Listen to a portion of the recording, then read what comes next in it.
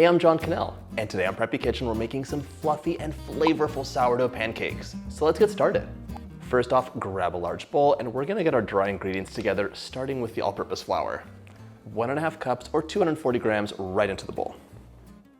This recipe is such a good way to use your starter discard. If you have sourdough starter in the fridge, you know you have to feed it.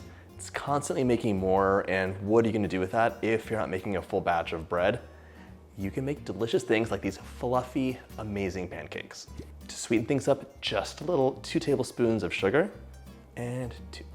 To fluff these pancakes up, 2 teaspoons of baking powder, 1 and 2, and half a teaspoon of baking soda. Did you know that pancakes originated in ancient Greece, 600 BC approximately? Thank you, or in Greek, efcharastopoli.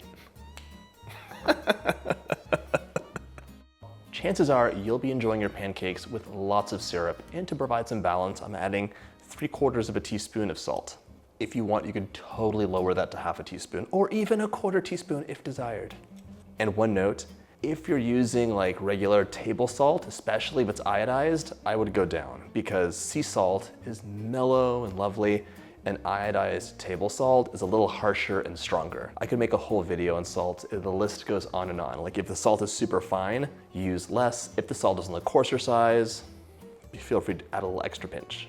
My dry ingredients are all done, so your scale is finished. We're gonna grab a whisk and just mix it up so it's nice and combined. By the way, if you like my videos, hit that subscribe button. There's 2 new recipes every single week and shorts as well. All right. This is all whisked up, so set this aside and grab a medium bowl for the wet ingredients. By the way, if I was making this recipe in the morning, all this dry prep work would be done the night before, because in the morning I'm pretty groggy and I can't do a lot. If you want sourdough pancakes, there will be prep done ahead of time. All right, I have my sourdough discard. Chances are you have some liquid on top. We will be pouring that off. You do not need to use that. Bye-bye. I lied about the scale. I'm bringing it back because I don't want to use a measuring cup for this, just because it's so messy. I want 1 cup of sourdough starter. You could use discard that's up to a week old, or active starter that's been fed at least 8 hours prior. If you're using a scale, this is 240 grams. Perfect. It smells so sourdoughy. This can be fed now, so follow your instructions, add your flour and water, and put it back in the fridge. The 2 main things the sourdough starter does is give you a lovely flavor, and it makes the pancakes really fluffy. There's some nutritional stuff there too, but it's off to the side because you will be enjoying this with syrup. No one cares. To my starter, I'm adding a 1/4 cup or 56 grams of melted butter that's been cooled. 1 cup of milk, and this recipe makes really fluffy pancakes. If you want thinner pancakes, go ahead and add an extra 1/4 cup of milk. For some structure, 2 large eggs, 1 and 2.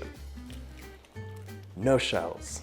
If you'd like a little bit of extra flavor, you could add up to a teaspoon of vanilla. Totally up to you. I'm gonna set this aside for today. Now my scale is done.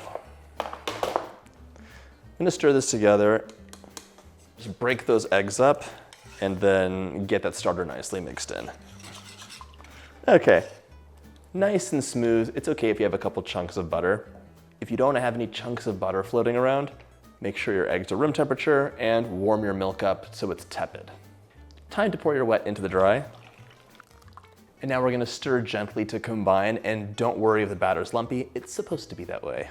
This, by the way, is my favorite tool for making pancakes. It's a Danish dough whisk. It's just the right amount of wires to get stuff together.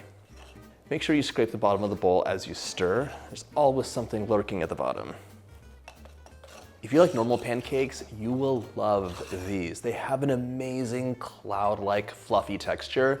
And if you've seen those viral, ultra fluffy Japanese pancakes, they're not like that because those are mostly egg whites and they have an eggy taste to them. These have a slight sourdough flavor that really gives them just enough complexity to make you want to have another bite again and again and again and again. Highly recommend this recipe, so I hope you try it out. Combined and appropriately lumpy. Take a look at the texture. This is what it should look like. Lumpy, and you can tell it can be a really fluffy pancake. Now it's time to heat your griddle or skillet up, and you are gonna want some more butter for this.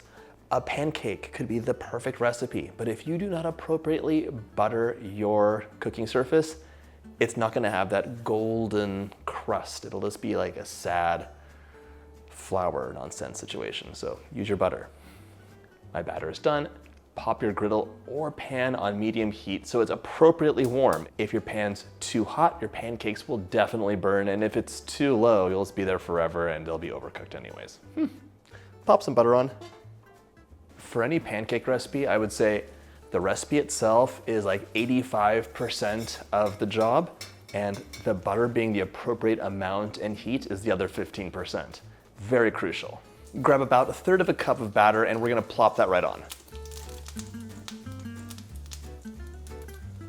So full disclosure, normally I would be using my griddle for this, but I didn't season it and it got left in the sink, so that's a whole deal. Today I'm using a pan, and if you want to use a larger pan, go ahead. Normally I make 3 pancakes on one big pan. Cook your pancakes for about 3 to 4 minutes or until you can see bubbles appearing on the top. Once that's the case, flip them over carefully, gently. Cook your pancake for 1 to 2 minutes on the other side, and then it's ready to remove. If you've ever made pancakes, there is the age-old dilemma of like, okay, 1 or 3 or 4 are done, what about the rest of them? So you have options here.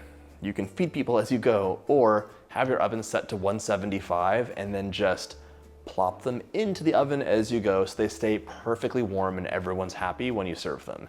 As you go, make sure to add more butter for each batch of pancakes. You'll get about 10 pancakes from this recipe. If you wanted to, you could have doubled it and made a huge batch.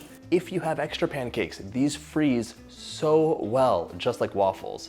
All you want to do is let them come to room temperature, then pop them between sheets of parchment paper and place them in a freezer bag or a sealed container, and they can just go right into the freezer for a month. When you're ready to use them, you can pop them into the toaster oven or the microwave and enjoy them in a few seconds. Serve with more butter and syrup, and they're ready to enjoy.